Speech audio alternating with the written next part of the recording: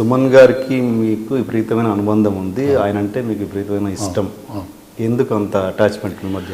అంటే ఈటీవీలో స్టార్ట్ చేసిన తర్వాత ఫస్ట్ ఈటీవీకి ముందు మనం దూరదర్శన్ చేస్తుండేవాడిని. నేను దూరదర్శన్ సీరియల్స్లో ఏంటంటే అంతా కూడా మనకి లిమిటెడ్ బడ్జెట్స్. అప్పుడు మా కెమెరామెన్లు గట్టా ఉండేదండి. ఒక ఇకేగమి కెమెరా ఉండేది. ఇకేగమి అంటే మనకు ఆర్ఓ సినిమా తీసినట్టే, హెవీ వెయిట్ ఉంటుంది. దానికి లైట్లు డైరెక్ట్గా లైట్లు వేస్తే కానీ ఎక్స్పోజ్ కావు. ఆ రోజుల్లో 3 2Kలు 3 1Kలు 2 బేబీలు అనమాట. అది ఇచ్చేది మాకు. ఒక ఇకేగమి కెమెరా ఇస్తారు, లో బ్యాండ్ ఏదో చేసేవాళ్ళు. ఈటీవీ వచ్చిన తర్వాత ఏమైందంటే ఈటీవీలో పెట్టడం బీటా క్యామ్ పెట్టారు. 537 కెమెరాస్ అవి తీసుకొచ్చారు. 537 కెమెరాస్ అవి, సోనీ కెమెరాస్ అవి తీసుకొచ్చారు. జనరేటర్ ఉండేది, డే లైట్స్ ఉండేవి. సో మనం ఎక్కడ కావాలంటే ఇప్పుడు అంతకుముందు ఏంటి, మేము షూటింగ్కి వెళ్ళాలంటే ఏదైనా ఇంట్లో షూటింగ్ అంటే కరెంట్ 3 ఫేజ్ ఉంటే తీయగలుగుతాం, లేదంటే బయట కేబుల్ ఎక్కడ వెయ్యాలి, బయట కొక్కేసి తీసుకునేవాళ్ళు. ఇప్పుడు మాకు ఈటీవీ వచ్చిన తర్వాత ఏమైందంటే ఎక్కడ కావాలంటే అక్కడ షూటింగ్ చేసుకోగలుగుతున్నాను. ఎక్కడ కావాలంటే ఆర్టిస్టులు, మంచి ఆర్టిస్టులు, ఇంత ఫెసిలిటీస్ ఇచ్చేటప్పటికి ఈటీవీ మీద నాకు ఎక్కువ మక్కువ వచ్చిందనమాట. అంటే బాగా చేయగలుగుతున్నామని. దానికి తోడు ఈయన సాంగ్స్ ఉండేవి ఇందులో. అంత ముందు కూడా సాంగ్స్ చేశాం. ప్రదీప్ గారు చేసేవారు పెళ్లి చూపులు, ఆ సీరియల్లో నేను ఆయనతో పాటు సాంగ్స్ చేశాను, ఎంజాయ్ చేశాను. ఆ బడ్జెట్లో అంత తీసేవాడు. ఇక్కడికి ఏంటంటే budget unrestricted, equipment unrestricted, number of days unrestricted, ఇలా ఉండేది అనమాట సాంగ్స్. అందుకని ఇక్కడ సాంగ్స్ చేసేటప్పుడు ఏం చేసేవాడిని అంటే నేను స్పెషల్ ఇంట్రెస్ట్ తీసుకుని ఆ సాంగ్స్ అని నేను ఎడిట్ చేయటం, నేనే కొన్ని స్పెషల్ ఎఫెక్ట్స్ అందులో వేసి ఇవ్వటం, అవన్నీ ఆయన చూసి చాలా ఇంప్రెస్ అయ్యాడు అనమాట. యాక్చువల్గా ఫస్ట్ ఆయన నా మీద ఇంప్రెస్ అవ్వడానికి ముఖ్య కారణం అది. ఇప్పుడు కెమెరామెన్గా చేస్తున్నాం, మనకేదో ఇంత ఇస్తున్నారు, అది కాకుండా నేను నా డబ్బులు వేసి కూడా నేను ఎడిటింగ్లు చేసి స్పెషల్ ఎఫెక్ట్స్ చేసి ఆ సాంగ్స్ని బాగా చేయాలని చేసేవాడిని. సో దాని మీద ఇక్కడ వర్క్ సాటిస్ఫాక్షన్ బాగా ఉండేది. దాంతో ఆయన మీద నాకు కొంచెం అంటే ఈయన కదా చేస్తున్నాడు. ఇంకోటి ఏంటంటే చాలా పద్ధతిగా ఉండేది అక్కడ. అంటే డైలాగులు కానివ్వండి, బిహేవియర్స్ కానివ్వండి, అన్నీ పద్ధతిగా జరిగేవి. సో దానివల్ల నాకు దాని మీద ఇంట్రెస్ట్ ఎక్కువ, ఆయనతో బంధం ఎక్కువ పెరిగింది అన్నమాట. తర్వాత శివలీలలు ఇచ్చారు సీరియల్. ఇప్పుడు నాకు పుట్టుకతో మొహమ్మద్ నాకు శివలీలలు అంటే సీరియల్ అంత ధైర్యం చేసి ఇవ్వటం అనేది పెద్ద విషయం కదా అది. అలాంటి సుమన్ గారు మిమ్మల్ని ఒక ఎండమావుల టైంలో కొన్ని సంవత్సరాలు డిబార్ చేశారు. ఎందుకు? అంటే ఆయన డిబార్ చేయలేదు, నేనే డిబార్ అయ్యాను. అంటే తర్వాత ఆయన సీరియల్స్ అని నేను డైరెక్ట్ చేశాను. ప్రతిబింబాలని, సుఖదుఖాలు, జీవితం, ఎండమావులు, ఇవన్నీ చేశాము. ఆయనకి బాగా నచ్చేది. నేను నా వర్క్ అంటే బాగా ఆయన యాస్టీస్గా ఏ ఇంటర్వ్యూ తీసుకున్నా కూడా నా గురించి బాగా చెప్పేవారు ఆయన. చాలా బాగా జరిగింది. తర్వాత నా లైఫ్లో ఏంటంటే అదొకటే చిన్న రిఫ్ట్ అనమాట, నాకు తెలిసిన రిఫ్ట్. అంటే రిఫ్ట్ అంటే నా సైడ్ నుంచి కాదు. అయితే అప్పుడు ఏంటంటే ఈటీవీ సీరియల్స్ చేసేటప్పుడు ఈటీవీలో ఉండే ఆర్టిస్టులను అన్ని సీరియల్స్లో వాళ్ళే షఫల్ అవుతుండేవారండి. సో వీళ్ళందరూ చాలా బిజీ. సో కొంతమంది పర్టికులర్ ఆర్టిస్టు 2 షిఫ్ట్లు 3 షిఫ్ట్లు కూడా చేస్తున్నారు వాళ్ళు. సో ఈ డేట్స్ని నేను క్యాల్కులేట్ చేసుకొని నేను షూట్ చేయాలి. ఇంకోటి ఏంటి, నేను నైట్లు చేయను, చేస్తే 9 to 6 లీవ్ చేయాలి. నా పరిస్థితి అది. ఈ మధ్యలో ఏమైందంటే ఏదో ఒక పర్టికులర్ ఆర్టిస్ట్కి పాపం ఆయన వచ్చినప్పుడు నేను ఆయన షార్ట్స్ తీయలేదని ఏదో ఆయన దగ్గర కంప్లైంట్ చేశారని, ఆ సీన్ ఆల్రెడీ టెలికాస్ట్ అయిపోయింది. ఈ వారం ఎండమావులు వీక్లీ సీరియల్ అది, ఈ వారం టెలికాస్ట్ అయిపోయింది. ఆయన చెప్పినందుకు ఆయన చెప్పింది కరెక్ట్ అనుకొని నన్ను అందులో ఆ సీన్లో ఏదో క్లోజ్ షార్ట్స్ ఇలా తీయలేదు, మళ్ళీ తీయండి అని చెప్పి నాకు కబురు పెట్టారు. అదేంటి టెలికాస్ట్ అయిపోయింది ఇప్పుడు మళ్ళీ తీయమంటున్నారు ఏంటి సార్ ఏంటంటే ఆయన మాట్లాడుకుని మళ్ళీ తీయాల్సింది అన్నారు. అంటే నేను కొంచెం హర్ట్ అయ్యాను. ఎందుకంటే ఇంతకుముందు ఎప్పుడు లేదు, ఇప్పుడు ఎందుకు, ఇప్పుడు ఎవరో చెప్తే, ఇప్పుడు ఆ సంస్థతో నాకున్న అనుబంధం ఏంటంటే 11 ఏళ్ళు నేను పనిచేశాను. 11 ఏళ్ళు అప్పటికి నాకు ఏదైనా ఉంటే సుమన్ గారు నన్ను పిలిపించి మీరు ఏంటి అంటున్నాడు, ఏంటి నిజమా అంటే, సార్ అది కాదు సార్, ఇలా ప్రాబ్లం వచ్చింది సార్, అతను ఇంకొక ఆర్టిస్ట్ ఉన్నాడు కదా సార్, అతను 11 అక్కడ పంపించాల్సి ఉంటే నేను ఆపి నేను అతన్ని తీశాను సార్ అని ఏదో చెప్పేవాడిని. నేను ఆయనకి ఎక్స్ప్లెయిన్ చేసుకుంటే ఆయనకి అర్థం అవుద్ది. ఇలా కాకుండా ఆయన అంత చెప్పేటప్పటికి నేను కొంచెం హర్ట్ అయ్యాను అనమాట. హర్ట్ అయ్యి కొంచెం నేను ఆలోచించి మా ఆవిడని కూడా డిస్కస్ చేసిన తర్వాత కేవీఎస్ఆర్కే ప్రసాద్ గారికి ఫోన్ చేసి, సార్ నేను చేయట్లేదు సార్, నేను రావట్లేదు నేను అని చెప్పేసి, అంటే నేనంతటి చెప్పిన తర్వాత ఇక ఆయన కూడా ఇప్పుడు ఆయనకి ఇగో వచ్చేస్తుంది కదా, వాడలేకపోతే ఆయన కూడా కొద్ది రోజులు నా మీద కోపంతో నన్ను రానిలేదు. నాకు రావాల్సిన చెక్స్ అన్ని ఆపేశారు. చెక్కులు రాలేదు కానీ తర్వాత ఏమో టీటీఎస్ టీడీఎస్ చెక్కు మాత్రం వచ్చిందనమాట. అంటే నా చెక్కులు ఆపారు కానీ నా టీడీఎస్ ఇచ్చి ఉంటారు కదా, అవి భాగవతం చేసినవి, ఎండమావులు, జీవితం ఇలాంటి కొన్ని చెక్స్ అన్ని కూడా ఆపేశారు.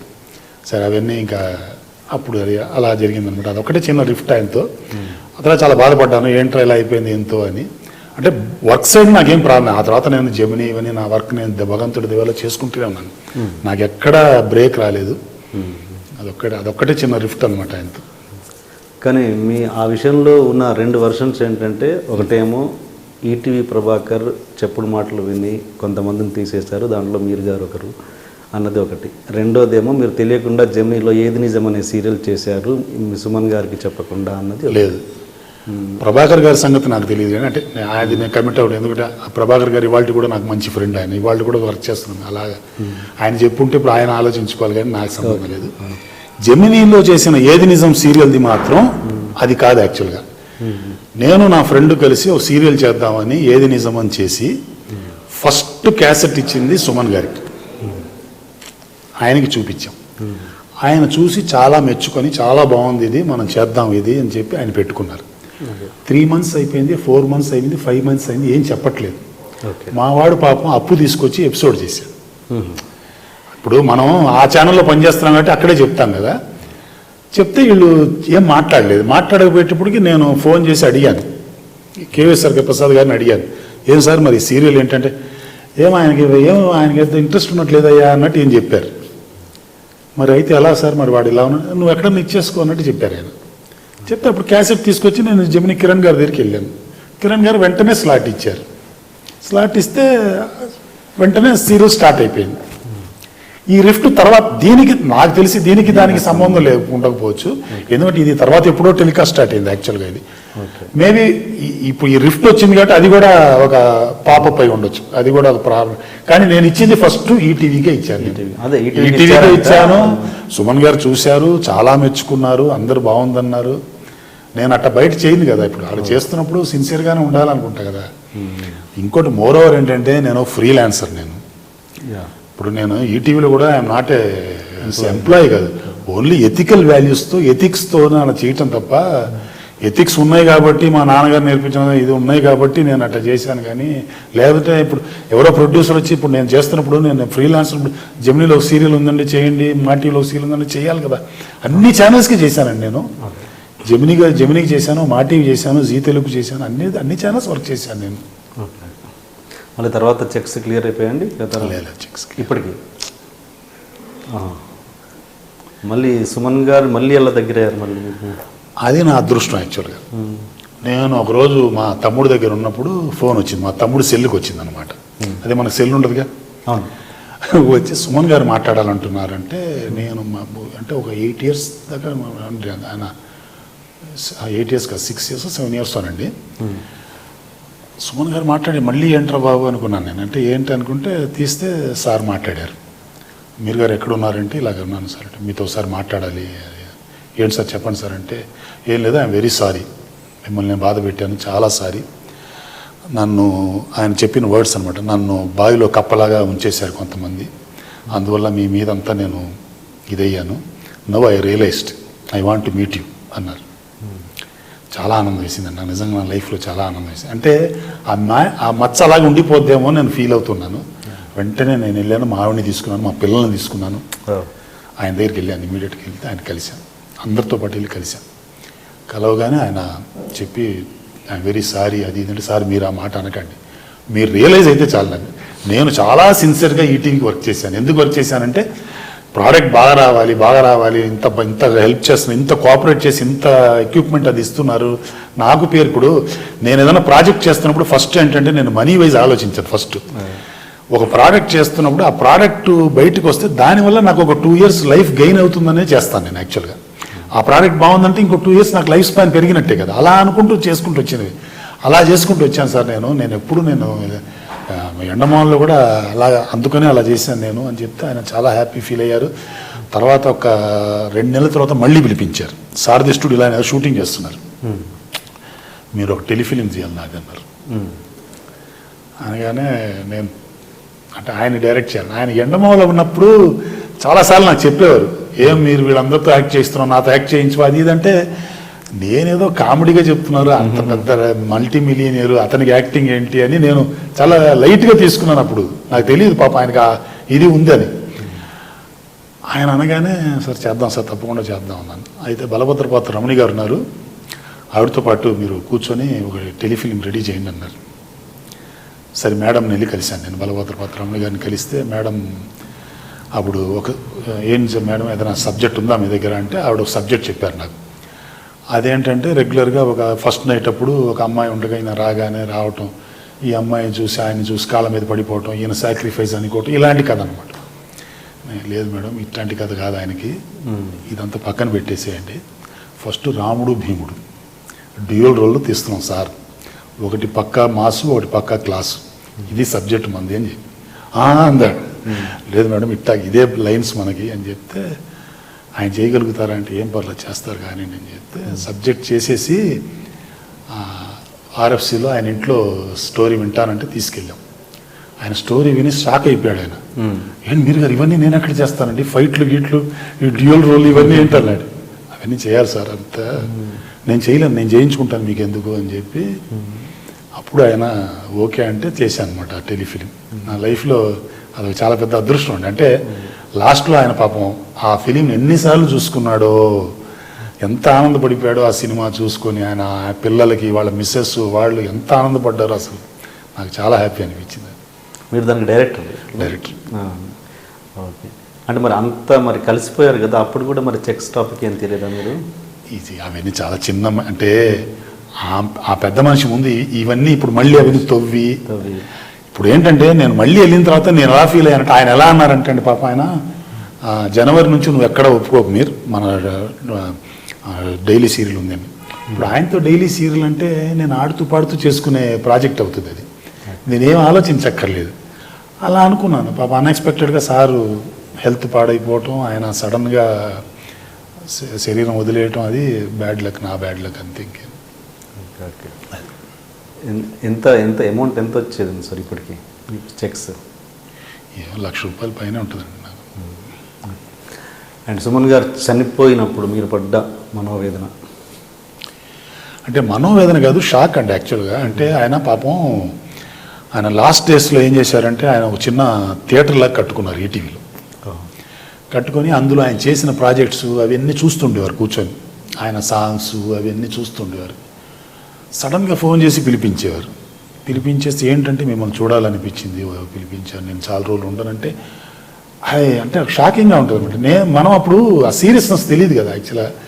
భలేవారు సార్ మీరు అట్లా అనకండి సార్, మనం చాలా ప్రాజెక్ట్స్ చేయాలి సార్, మనం కలిసి చేయాలి సార్, అది సార్ అనేవాడిని నేను. కానీ సడన్గా ఆయన ఇదైపోయి డిట్రాక్ట్ అయిపోయి అలా ఇదైపోయి చనిపోయిన తర్వాత తెలియటం హాస్పిటల్లో, యశోద హాస్పిటల్లో ఎవరిని రానివి లేదన్నారు. మరి ఎవరిని రానివ్వట్లేదు ఆయన దగ్గరికి, అది ఇది అన్నారు. అందుకని నేను కూడా వెళ్ళలేదు. అంటే అంత సీరియస్నెస్ నాకు తెలియదండి. అంత సీరియస్నెస్ తెలిస్తే వెళ్ళి చూసేవాడిని కానీ నాకు తెలియదు. చనిపోయిన తర్వాత తెలిసింది, అది కొంచెం షాక్ అయ్యాను నేను. అంటే ఆయన అంత యంగ్ ఏజ్లో, ఇప్పుడు ఎంత మనిషి అయినా కూడా అంత యంగ్ ఏజ్లో అంత టాలెంటెడ్ పర్సన్ చనిపోవడం అనేది చాలా గ్రేట్ లాస్ అండి. సో హాస్పిటల్లో కూడా ఎప్పుడు మీరు చూడలేదు? హాస్పిటల్లో నేను వెళ్ళలేదండి, ఎప్పుడు వెళ్ళలేదు. అంటే ఎవరు రానివ్వలేదన్నారు జనరల్గా. అంటే ఎవరిని రానివ్వట్లేదు ఎంప్లాయీస్ని ఇవ్వండి అని. ఇంద్రనాథ్ గారు ఒక్కరే ఉండేవారు ఆయన దగ్గర. ఓకే. అండ్ సుమన్ గారు చనిపోయిన తర్వాత మీరు ఈటీవీకి ఏం ప్రాజెక్ట్స్ చేయలేదండి? చేశారా? చేశాను సార్.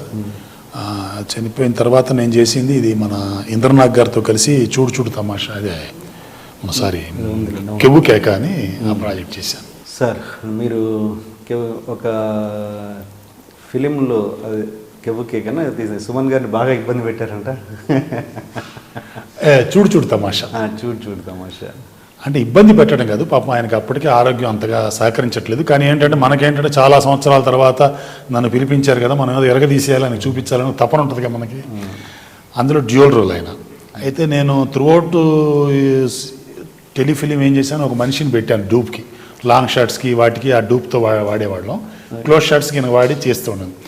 అప్పటికి కూడా ఒక క్లైమాక్స్ సీక్వెన్స్లో ఆయన ఒకటే సెటప్లో 2 క్యారెక్టర్స్ రావటం వెళ్ళటం, మెట్లు దిగటం, మెట్లు ఎక్కటం, ఇటు పరిగెత్తడం అటు పరిగెత్తడం అంటే ఆయనకి పాపం హెల్త్ సహకరించలేదు. సహకరించేటప్పటికి ఆయన వెళ్ళిపోయి క్యారవాన్లో కూర్చొని ఇంద్రనాథ్ గారికి ఫోన్ చేసి నన్ను ఇప్పుడే చంపేసేటట్టున్నాడే, మీరు నువ్వు తొందరగా చూడవా అంటే ఆయన పరిగెత్తుకొచ్చి ఏంటయ్యా ఇది నువ్వు ఇట్లా చేస్తున్నావు అంటే లేదు సార్ బాగా తీయాలంటే వద్దొద్దు నువ్వు అట్లా చేయకు, ఆయన ఆరోగ్యం సహకరించదని. కానీ ఇంకా అక్కడి నుంచి నేను మామూలుగా పెట్టి క్లోజులు పెట్టి సార్ సార్ అంటుంటే ఆయనకు అర్థమైపోయింది నేను ఏదో అడిగానని.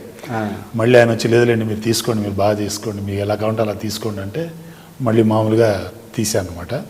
అంటే అలా తీయబట్టి ఆయనకి అంత నచ్చింది అది యాక్చువల్గా. తర్వాత సాంగ్ సీక్వెన్స్లో ఒకటి ఉంది. సాంగ్ సీక్వెన్స్లో బ్రహ్మాండమైన గెటప్స్ ఉంటాయి ఆయనకి. ఆ song sequence first shot revolving base మీద పెట్టాం. రివాల్వింగ్ బేస్ తిప్పగానే ఆయన కళ్ళు తిరిగింది. కళ్ళు తిరిగానే మళ్ళీ వెళ్ళి కూర్చుండిపోయాడు క్యారవాన్లో, అమ్మో అని. అంటే మనకి ఆయన సీరియస్నెస్ మనకు తెలియదు అప్పుడు, ఆయన ఎంత సీరియస్గా పాపం అప్పటికే ఆయన చాలా సహకరించి చేశారు. మనం ఏంటంటే మన తపన చాలా బాగా చూపించాలి ఆయన్ని అని, ఆ తపనలో భాగం అన్నమాట అది. So it's all in the game. కానీ ఎండ్ ప్రోడక్ట్ బాగా వచ్చింది, ఆయన బాగా మెచ్చుకున్నారు అది. రామోజీరావు గారికి సుమన్ గారికి ఎలా ఉంటుందండి రిలేషన్? అంటే నాకు పర్సనల్గా తెలియదు సార్. అంటే మా దగ్గర ఎప్పుడు ఆ డిస్కషన్లు కానీ అవి కానీ నా దగ్గర ఎప్పుడు అంత, నేను ఎప్పుడైనా వెళ్తే కూడా ఓన్లీ ఈ ప్రొఫెషనల్ సైడ్ ఇదే కానీ ఫ్యామిలీ సైడు నేను పెద్దగా నేను ఎప్పుడు చేయలేదు. మదర్తో మాత్రం బాగా అటాచ్డ్గా ఉంటారని, ఎందుకంటే మా సీరియల్స్ షూటింగ్స్కి అప్పుడు ఓపెనింగ్స్కి కానీ వాటికి కానీ మదర్ వచ్చేవారు. సో అలా నాకు కొంచెం ఇది, కానీ ఫాదర్ది నాకు పెద్దగా ఐడియా లేదు సార్. అంటే సార్కి తెలుసు, ఆయన ముందే చెప్పారు, ఆయన నిన్ను పట్టుకోవాలంటే 3 ఫోన్స్ అవుతున్నాయి అన్న. ఇప్పుడు కాదు కానీ 10 సంవత్సరాల కింద అసలు మంచి వాళ్ళ పేర్లు చెప్పకూడదు కానీ పర్లేదు చెప్పండి. టీవీలో ఉండే అప్పుడు ఉండే అందరూ పెద్ద ఆర్టిస్టులు అందరూ